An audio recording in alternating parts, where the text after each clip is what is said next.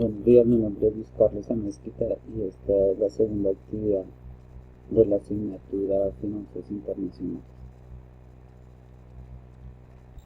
Sistema Monetario Internacional. En 1994, en plena Segunda Guerra Mundial, representantes de 44 países se reunieron en Bretton Woods para diseñar un nuevo sistema monetario internacional. Con el colapso del patrón oro y la Gran Depresión de los 30 frescos en la mente de estos hombres de Estado, tuvieron la gran determinación de construir un orden económico duradero que facilitara el crecimiento económico de la posguerra. Había un consenso general sobre el deseo de un sistema de cambios fijos. El mayor problema era que no había una institución multinacional que pudiese ejercer el monopolio del poder económico y monetario a nivel global.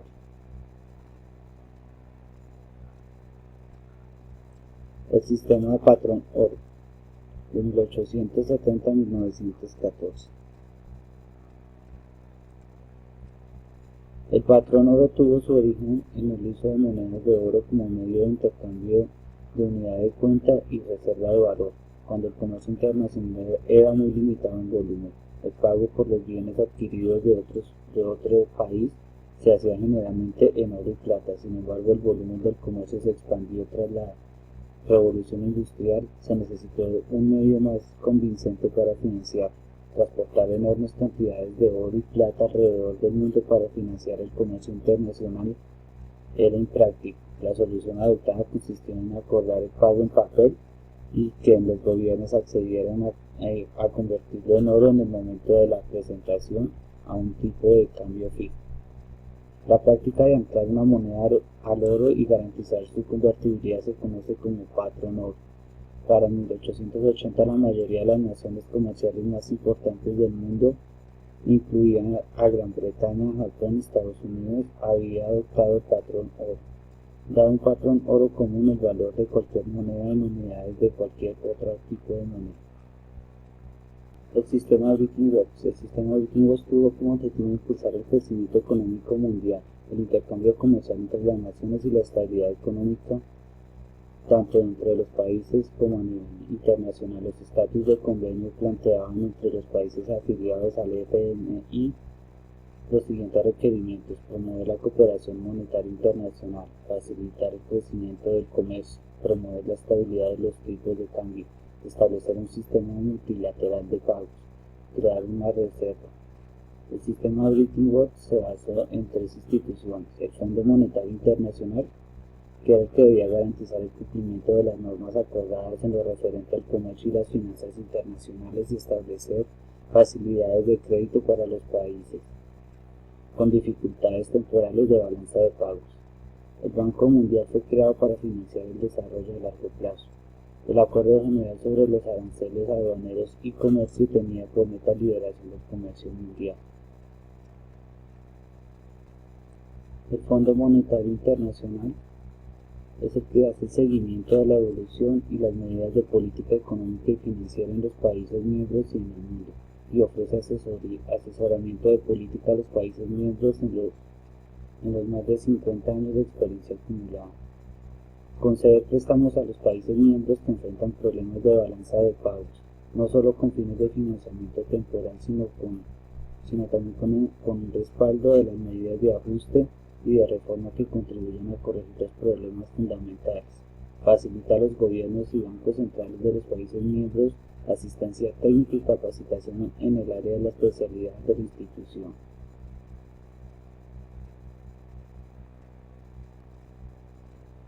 Fines del FMI: fomentar la cooperación monetaria internacional por medio de una institución permanente que sirva de mecanismo de consulta y colaboración en cuestiones monetarias internacionales. Facilitar la expansión y el crecimiento equilibrado del comercio internacional, contribuyendo así a alcanzar y mantener altos niveles de ocupación y de ingresos reales y desarrollar los recursos productivos de todos los países miembros como objetivos primordiales de la política económica.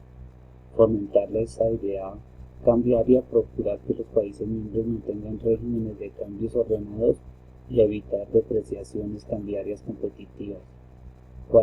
Coayudar y establecer un sistema multilateral de pagos para las transacciones corrientes que se realican entre los países miembros y eliminar las restricciones cambiarias. Infundir confianza a los países miembros poniendo a su disposición temporalmente y con las garantías adecuadas los recursos generales del fondo.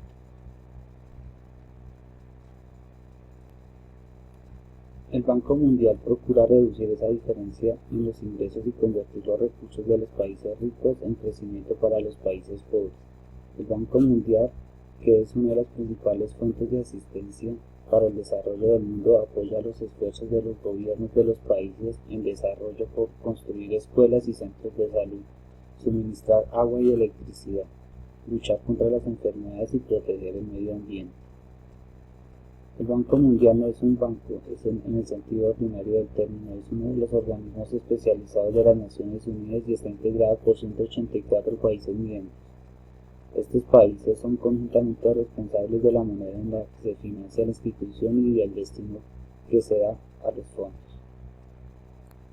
Banco Interamericano de Desarrollo. El Banco Interamericano es la principal fuente de financiamiento multilateral para programas y proyectos de desarrollo económico, social e institucional de América Latina y el Caribe, incluidas las reformas de política y sectores y la promoción de inversiones públicas y privadas.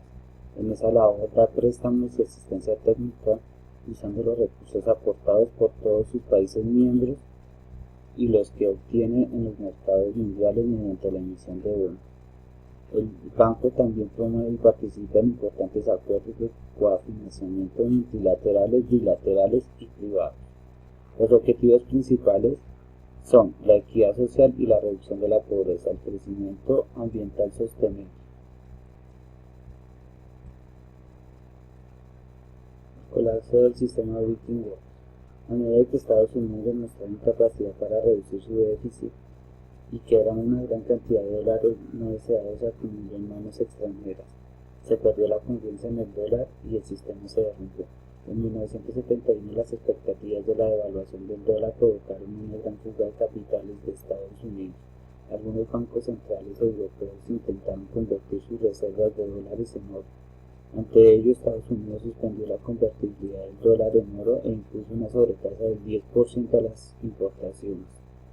En un intento por salvar al sistema Bretton Woods, los 10 países más grandes del mundo firmaron el Acuerdo Smithsoniano en 1971. Los principales acuerdos fueron devaluar el dólar, el precio de la onza de oro pasó de 35 a 38 dólares, revaluar de otras monedas fuertes, suspender la convertibilidad del dólar a oro, ensachar la banda de fluctuación de tipos de cambio del 1 al 2.25% alrededor de nuevas paridades.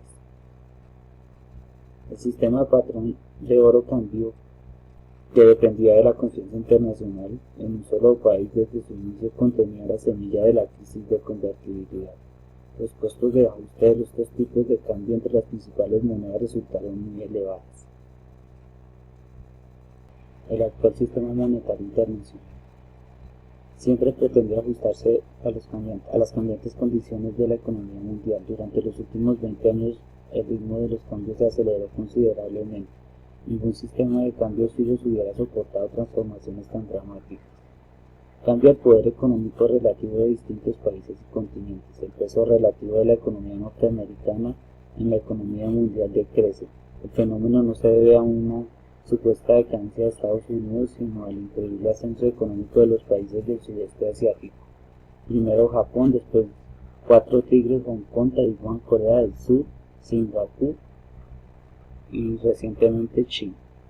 Se producen desequilibrios comerciales crecientes relacionados al cambio de poder económico. Se modifican los precios relativos internacionales, petróleo, metales, café.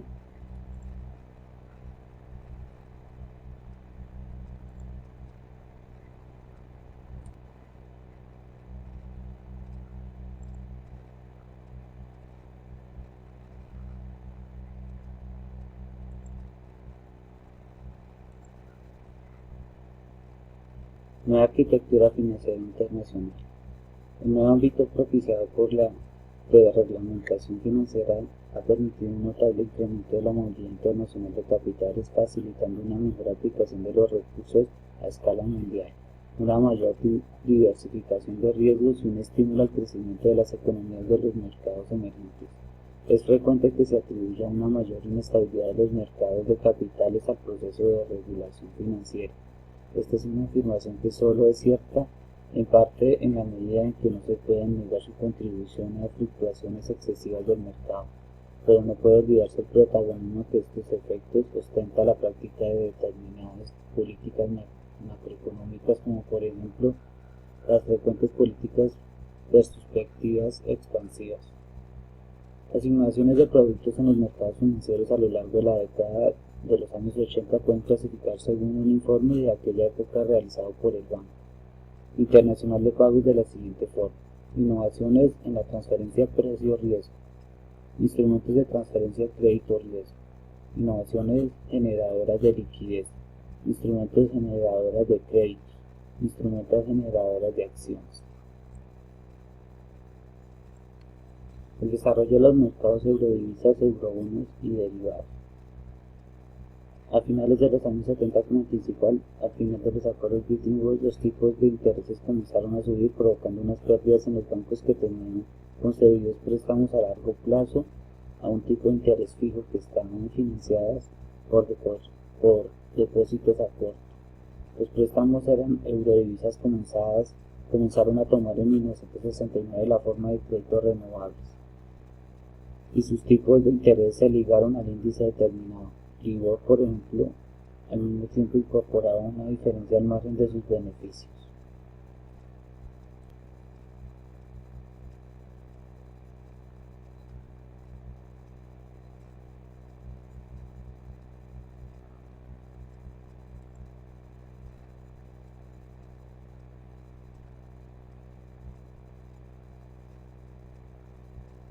La globalización del mercado de capital. Mientras el sistema monetario internacional se regía por los acuerdos de Bretton Woods, los flujos internacionales de capitales estaban incontrolados. La opinión de los economistas de la época era que la movilidad de capitales era algo necesario e incluso indeseable.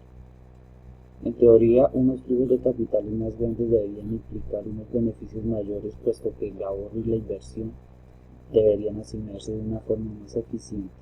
Los países pobres ya no tendrían falta de dinero para acometer las inversiones necesarias para su desarrollo económico.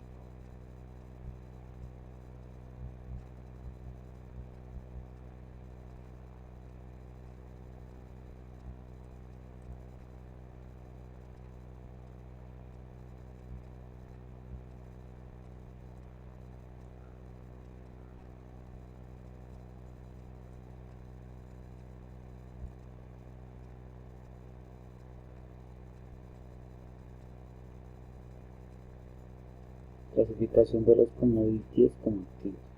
El subyacente de los contratos financieros y en especial de futuros y opciones negociadas en todo el mundo recibe la denominación genérica de commodity.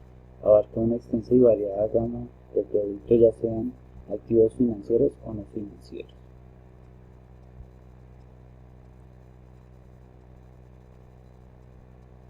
Formación del precio. Conviene tener presente que la problemática fundamental de los futuros conviene tener presente que la problemática de los agricultores y ganaderos en épocas anteriores se debía a la acumulación del grano y de los animales en los mercados regionales en las mismas épocas en cada año. El éxito de los mercados de futuros se debe a que se basan en la teoría económica del precio. La oferta es la cantidad de un producto que los vendedores desean suministrar al mercado a un determinado precio. La demanda, por otro lado, viene representada por la cantidad de compradores de un determinado producto que desean efectuar la compra del precio establecido.